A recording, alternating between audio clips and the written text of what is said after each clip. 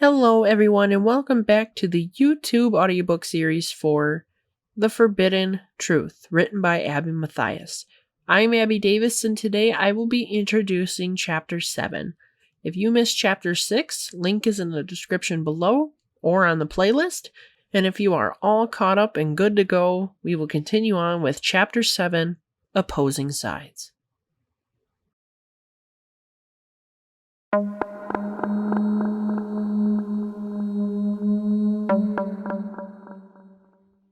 My eyes opened later on to yet another pitch-black room. My sight still couldn't pick up any objects that could have been around me because of the darkness. But I knew that was going to change in a few seconds. This was going to be that repeated dream with the contract deal. I had to try and save this man again, even though I was still going to fail. But I couldn't just stand in place and let it happen. So I knew what I had to do in order to start the dream. "Hello? Can someone turn on the spotlight, please?" I called out. After I politely asked, the spotlight came on abruptly right in front of me. It illuminated the two mannequin-like figures while I was still standing outside of the light's reach. Examining them like usual, the first figure still had a contract in his hand, while the other was holding a manila folder to his chest. As I squinted my eyes to look closer at the folder, I still saw the name on it said Damien as well. That hasn't changed since last time, and I still don't know why his name is on there. However, as I was looking at the folder, I saw the figure gaining colors and features. Knowing what was happening, I took in the sight of the scene as the figures turned into two human beings. As they were morphing, I heard the beeping of a heart rate monitor faintly sounding. Even though the question of whose heartbeat it was monitoring was still unanswered, I focused more on the two men developing their usual features and expressions. I knew the conversation would start up soon and edge closer to me having to save the second mysterious man. However, I couldn't help but think about the conversation we had last time I was in this sleep state. The second man kept blaming me for his mistake and how he lost everything from my lack of heroism. Yet I wasn't the one making the choice to sign the deal, so he should only be blaming himself. Regardless, I was in it for the long haul and the load of regret that comes with it. I can visibly see all your hard work going towards this one patient instead of you dividing it up among the others. You're setting your priorities elsewhere and are becoming obsessed with this case. Well, of course I am. You can't tell me you wouldn't do the same for your child. The second man asked. Of course I would. Who wouldn't? You and I share the same profession as doctors. Yet we don't share the same situation of having children with cancer. Upon that statement, the second man started to hold out the manila folder in front of him again and opened it to show the loose document. He read the summary paper containing the details of his son's condition. I tried to see what the paper said, but it was angled away from me, prohibiting me to do so. He paused after a moment as sadness expressed itself upon his face, and he quickly closed the folder to hug it close to his chest again. I have to find the cure, the answer to help my son. My family can't handle this heartbreak if something happens to him. I understand, and I do have sympathy for you. That's why I am here to grant you that relief. I have a pleasing offer you. I don't want your offer. The second man interrupted.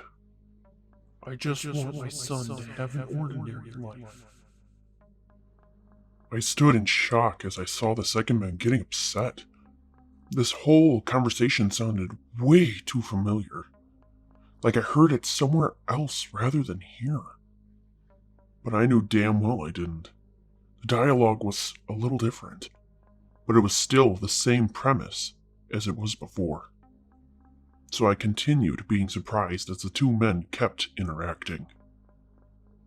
I know you do. No parent wants to see their child die before them. But in order for that to not be his fate, you need to hear me out. A silence rose between the two as I felt the urge to speak out, yet I knew there was a better time to act out. Last time I talked here, a sheet of metal was placed over my mouth, so to keep that from not happening, I refrained from speaking and allowed them to continue. What's your offer? The first man proceeded to give him the contract with the same 4 words that were bolded. The second man examined the paper like usual while the other spoke about curing the child's cancer. After the whole rant, the second man grew suspicious and confused as he continued to question the dealmaker. Yet despite the vicious cycle of lies, the second man still had common sense and replied appropriately to the man. I'm sorry, but I can't sign this deal with you. Not that this doesn't sound pleasing or beneficial, but I like where I work now. I would hate to leave for a different hospital and leave them all behind. They watched my son and I grow and become the wonderful people we are today. I can't just let that go. The second man proceeded to try and hand the contract back once again, but the dealmaker stuck his hands in his pockets. I just told you that I could cure their cancer, no questions asked, and you say no because of the people around you? You are seriously gonna throw away your son's health because of some outsiders watching you two grow up? Like you said before, this is your only child. They can't change that or replace him if he dies. It would be stupid of you not to take this offer. The first man said, sounding aggressive. Another silence rose as the second man pulled the paper towards him again, rethinking his choices and further actions. The first man reached into his pocket and pulled out a pen. So, do we have a deal? On cue, the second man grabbed the writing utensil to seal the agreement between the two of them. That was when the repulsive feeling in my stomach began to rise, and I knew this was my time to act. Just as I was stepping into the spotlight, the second man snapped his fingers, and everything but me moved farther away. Yet that didn't stop my attempt. I started to run towards them, getting closer and closer with each stride. Yet as I reached halfway to them, my arms became chained to the ground again like usual.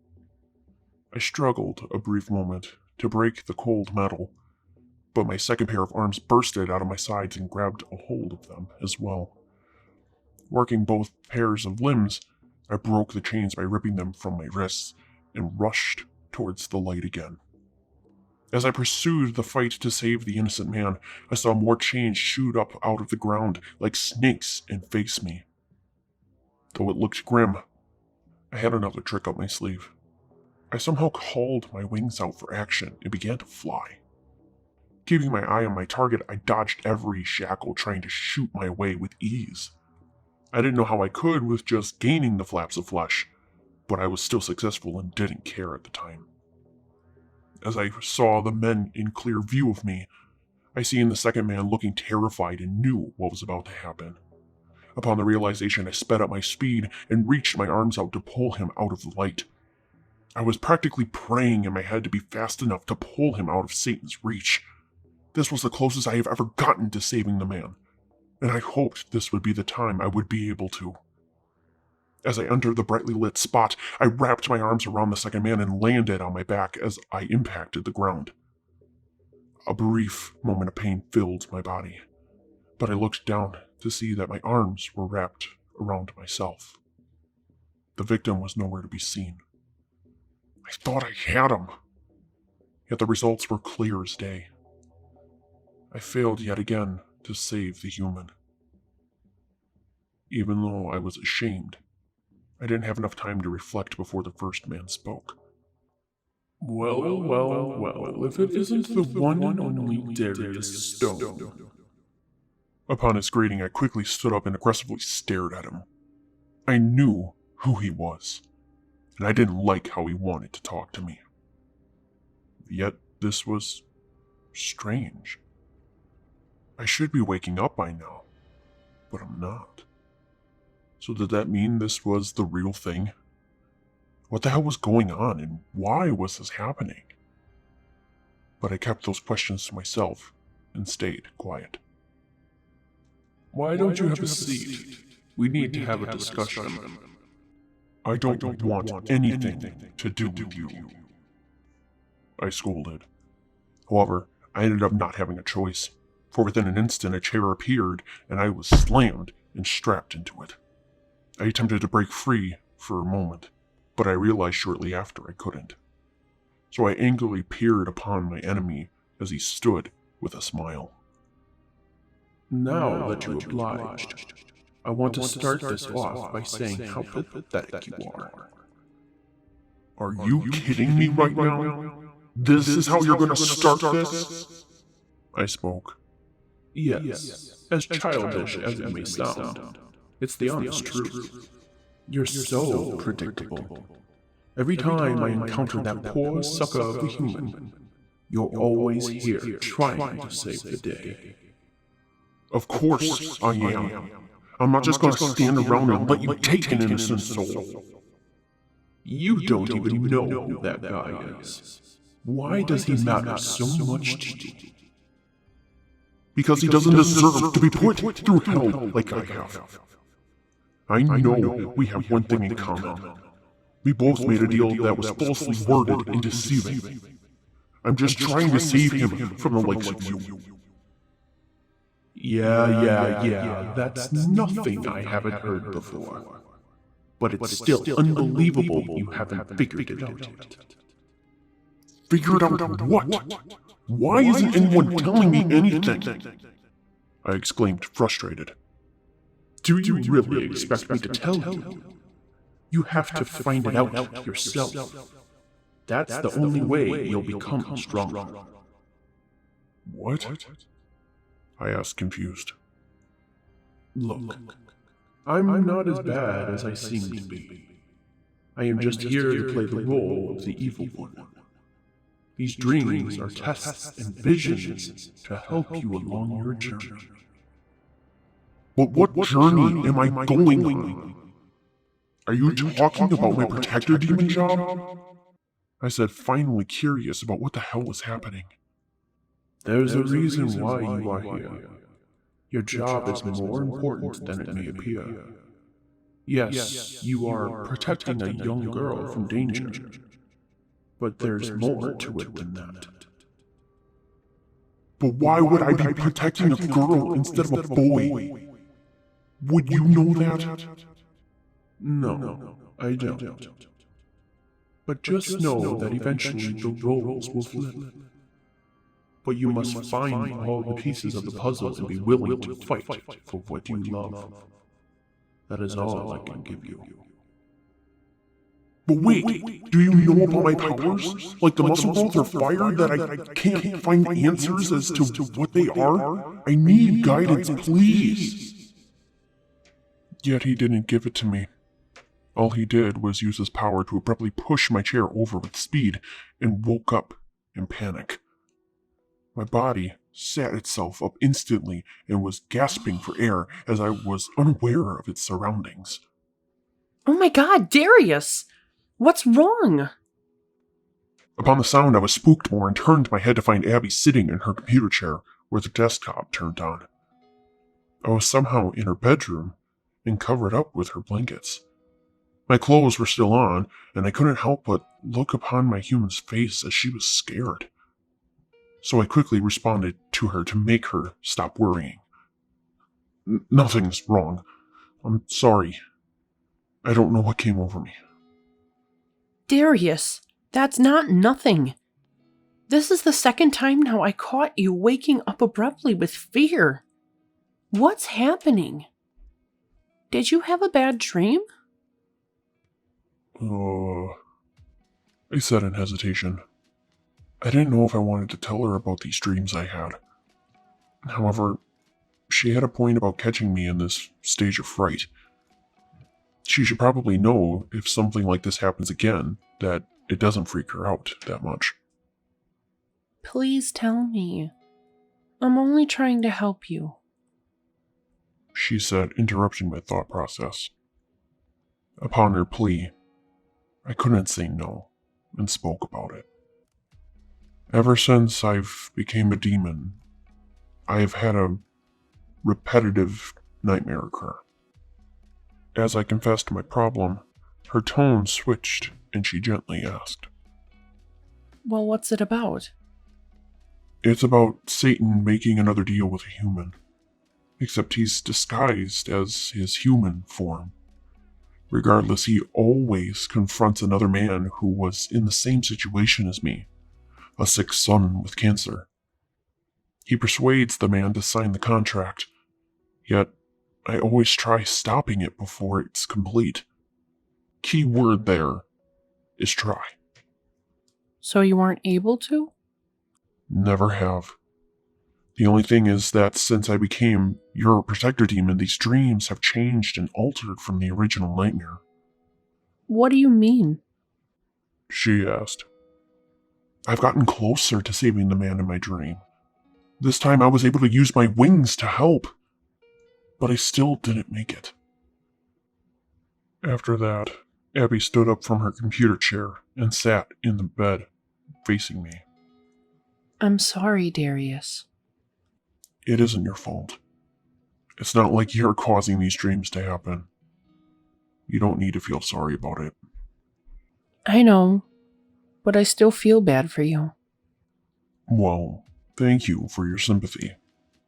But I have a more important question. What time is it? Upon my question, she pulled out her phone and told me it was 11:30 a.m. Holy crap! I haven't slept for that long in ages! Wait, isn't your boyfriend coming over soon? I mean, yeah, but that... Well, then I need to get up and make your bed. I'll help you clean your room, seeing how it seems like a slight mess. And I immediately got up and started tidying up the room. As I helped her prep her room for visitors, I couldn't help but think about the nightmare. It consumed my mind like the thought of candy lingering in a child's brain. It was all I could think about. The two figures had their own dream sequences involving me. Both were portrayed in very different ways. One was an intervention of blame, while the other was a conversation of childish name-calling. Yet both of those dreams had one significant fact in common. They both shared the same basis of warning and wisdom. I know that sounds crazy, but I couldn't help that my brain thought about it like that. Both the dealmaker and the man were referencing how I could defeat the evil within that dream, aka Satan. I was apparently growing stronger, but the dealmaker was more confusing than the first. But the specific piece of information that boggled my mind was how the tables were going to turn. Roles were going to flip when I found all the pieces of the puzzle. The only problem was that I didn't know what puzzle I was supposed to solve. There apparently was a bigger picture that needed to reveal itself. Yet I still had to be the pawn in a game I didn't know how to play. But for now, I have to wait and see what happens. As for the rest of the weekend, I believe it can be summarized because of the lack of excitement and importance. Damien eventually came over and they did typical couple things. They cuddled, watched movies, played video games, and kissed. A lot. Yet nothing led to them getting to third base and undressing. I'm sure she was uncomfortable with that subject, and I would hear about the topic soon enough. But for now, I was letting things take its course. This has been Chapter 7, Opposing Sides, from the book The Forbidden Truth. Tune in to the next video for Chapter 8. Thank you for listening.